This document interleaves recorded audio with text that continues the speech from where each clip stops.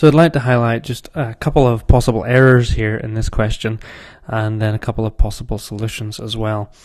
So this is an open-ended question. The idea here is that you just use your knowledge of physics and try and present, using physics arguments, a good answer to the question. It doesn't have to be excellent, but good can get you 3 marks.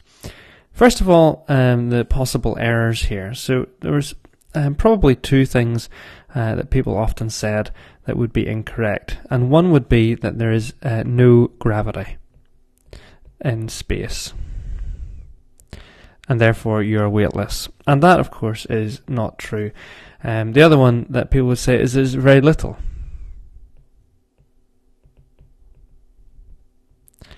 Very little gravity. And again, that's not really true either. There's quite a lot of gravity where the International Space Station is. It's not much different to the gravitational field strength on the surface of the Earth. So both of those things are really not true, and to imply from those that that's the reason why people or astronauts float is just wrong physics. So the right answer, the thing that the SQA I think are looking to have you explain, is what causes this apparent weightlessness or feeling of weightlessness.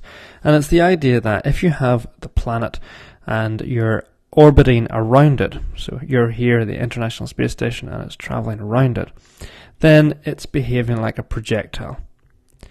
In that there are 2 motions. There is a horizontal motion, which is constant, and there is a vertical acceleration, and that's due to the weight of you and the International Space Station. And so everything is falling toward the Earth, and the key idea here is that you're falling at the acceleration due to gravity of 9.8 meters per second squared, and the International Space Station is falling. And if everything is falling, that means you appear to be weightless. And so floating, the idea of floating, is the idea that you're falling and the International Space Station is falling at the same rate.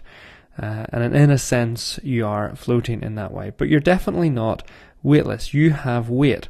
The other thing, of course, you could talk about is the idea that you have mass, and because you are in a gravitational field, that means you have weight.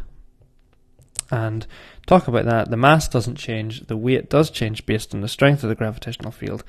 It'll be slightly less than what it is on the Earth, but you'll still have weight, and therefore there'll still be a force pulling you to the ground. But because of this horizontal velocity, which is incredibly fast, the International Space Station is moving with a very, very high velocity, but it's continually falling toward the Earth. And because of the curvature of the Earth, as we see right here, and the curvature of the orbit, they will mean that the International Space Station will be orbiting around the Earth and never hitting the surface of the Earth.